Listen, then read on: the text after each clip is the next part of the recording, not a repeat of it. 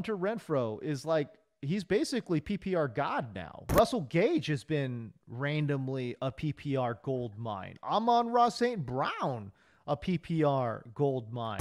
Where do you want to go from this list of mighty playoff heroes? Look at the release. There's your separation. Great route. Stutter and go. Gets by clean. That is unbelievable. Maybe the greatest catch I've ever seen.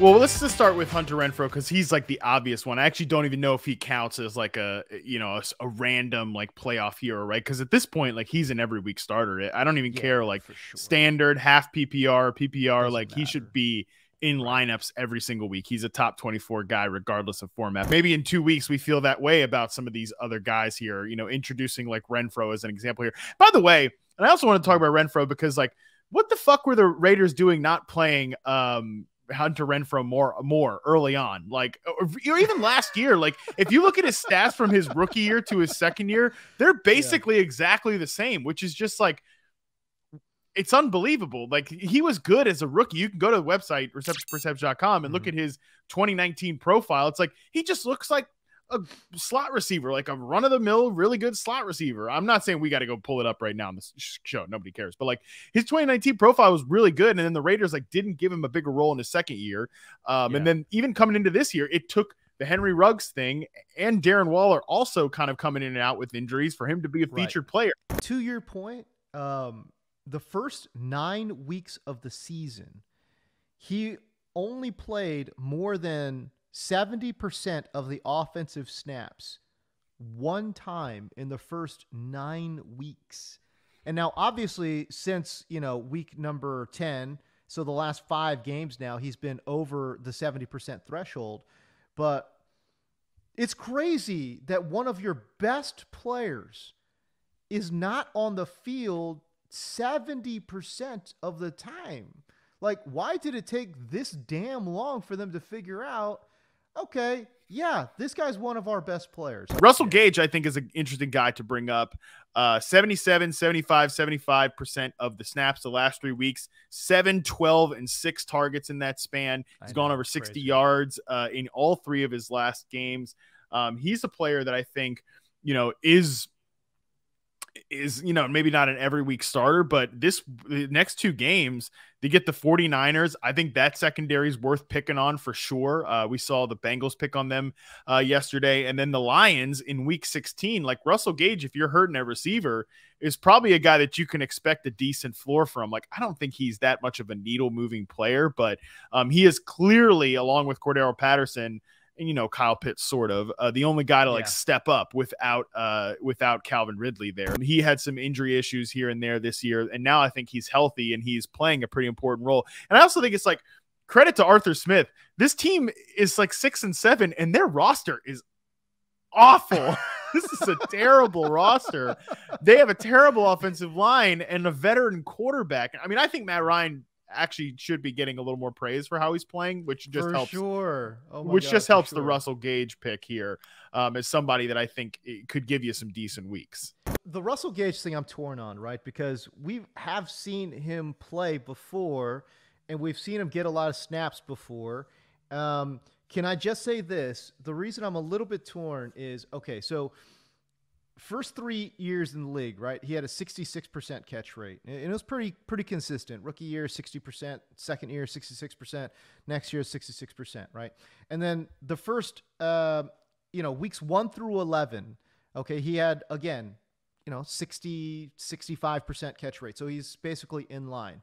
Over the last 3 weeks, he's had an 85% catch rate. It's way, way over what we have normally seen from Russell Gage. So like yes, he's getting more targets. That is also true. He's averaging 8.5 targets over his last 3 games. But the conversion rate on those targets too is extraordinarily high for him, right? Yeah. So I'm a little hesitant to go all in on Russell Gage. You're the wide receiver expert, the guru, the savant. Like, I don't know, like just eyeball test. He's like not that good, you know? No. I just think because I don't know. Yeah, I just think because of the volume and because of the matchups, like there's a reason those conversion rates are so high. He's got 2 games in here against Jacksonville and Tampa. Like, and again, Right. 49ers, I think, is a secondary you can pick on. A little nervous about Nick Bosa and the boys going after Matt Ryan there behind that offensive line. But then Detroit in week 16, like, that's another situation where he sees 7+ targets. Good point. I think you're looking at Russell Gage, especially in like daily fantasy too, where his value will certainly be cheap. I think you could look at him there. Amon-Ra St. Brown, though, I will admit, is more exciting. Amon-Ra St. Brown popped up because we got excited that he that he had his first big game. Touchdown, first touchdown of his career in the Lions' only win against the Vikings. Game winner. I mean, hell of a way to do it. Then he follows it up with a solid performance against the Broncos too. And like, I think if you look at Amon-Ra St. Brown, like you could start to see these type of games a lot more often down the stretch here, because it's not just these last couple of games.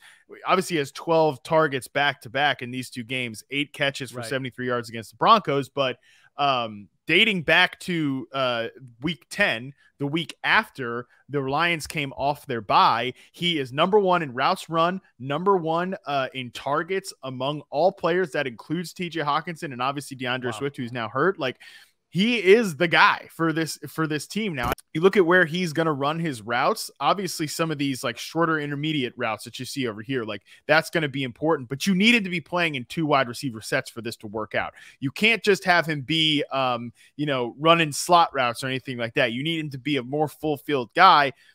That is going to come with now being a player that's running in those 2 wide receiver sets, especially for a team like Detroit, who's not necessarily like, oh, let's just spread them out and throw the ball all over the field. What was your takeaway from your rookie report on Amon-Ra St. Brown? I mean, he's fine. He's a pretty good player, is what I would say. He's not. Coming into the NFL, remember I kind of compared him to like, not 2021 Cooper Kupp, like in a best case, like a poor man's version of old Cooper Kupp. So not this year. I'm saying like years past, like a poor man's version of that player. Someone that is a really solid player, good hands. Mostly a zone beater. Somebody who's just going to be a steady presence in the middle of the field. I think that's who he's been so far. Again, you look at his last 2 games, 10 catches for 86 yards against the Vikings, 8 catches for 73 yards against the Denver Broncos. Like, this is the type of player I think we're looking at, a very solid, like complimentary guy, not a future star by any means. That's why he was a 4th round pick, but like, I wouldn't be surprised if he ends up being a part of this Lions rebuild. Matchups, Arizona, they have a really good pass rush. They're probably going to want to get the ball out quick to a guy like Amon-Ra St. Brown. Then they get the Falcons and Seahawks in week 16 and 17. Those are going to be pretty good matchups for St. Brown. Oh yeah, absolutely. Atlanta has got one player. They've got AJ Terrell playing way above his head, and everyone else stinks. So yeah, that's a great matchup. So we talked like little, pop gun floor play receivers here. 3 receivers I think that are more like high upside moonshot guys that could be random heroes. Your guy, DeVante Parker. I put DeVante Parker on the outline just for you. No, but seriously, then you got KJ Osborne, AJ Green. I think those guys, AJ Green plays tonight. So, keep that in mind. Hopefully he doesn't rip up his knee or something, or, he's on the COVID list again. Who knows at this point? Yeah, exactly. Arizona is number 2 and in terms of the rest of their schedule. They play the second easiest schedule against explosive passing rate allowed defenses. So I think when you look at a team like that looks like AJ Green as the boundary receiver there, getting some of those opportunities. I like that. For KJ Osborne, man, it was just Adam Thielen out, KJ Osborne in. When you look at what he did last week, you got to be feeling pretty good if you picked him up off waivers, made that big play against the Pittsburgh Steelers. Like I kind of think, I don't know. I think KJ Osborne can play. I don't know how good he is. I had literally never heard of him until the start of the season. But yeah, 33 routes for Justin Jefferson, 29 routes for KJ Osborne. Obviously, Jefferson had 14 targets, but KJ Osborne got 8 targets, 3 catches, 83 yards of the touchdown. That's pretty good opportunity. And the Vikings, another team that has a pretty decent schedule in terms of like explosive passing defenses. And if I could just pull up the rest of the Vikings schedule right now, as I filibuster here or whatever, like, I don't know. I think for Minnesota, they get the Bears this next week. Oh, love the it. Bears defense is not good anymore. No, that's bad. It's real bad. These aren't like the Amon-Ra St. Brown, Russell Gage. They're probably going to get you high catch total, maybe not the most big plays. KJ Osborne, though, against that Rams defense, or the Packers the week after. The Packers defense has played better, but like Packers also just gave up 2 explosive plays to like speed guys or whatever, Yeah. I'd feel more worried about throwing him out there against the Packers, but also I bet you that game in week 17 will be one of the highest projected point totals out there. And like, maybe you do look at KJ Osborne there, but again, you're mostly looking for big plays with a guy like Osborne. If you needed something, if you start multiple receivers, like 4 plus guys, maybe you throw Osborne out there as a Hail Mary deep shot guy. Hey, let's talk about DeVante Parker, though, just a little bit, because when he's out there, man, he gets targets. You know what I mean? Yep. He is a focal point of this offense when he is out there and healthy. Yes, and they play the Jets next week. 5 targets, 5 catches last game.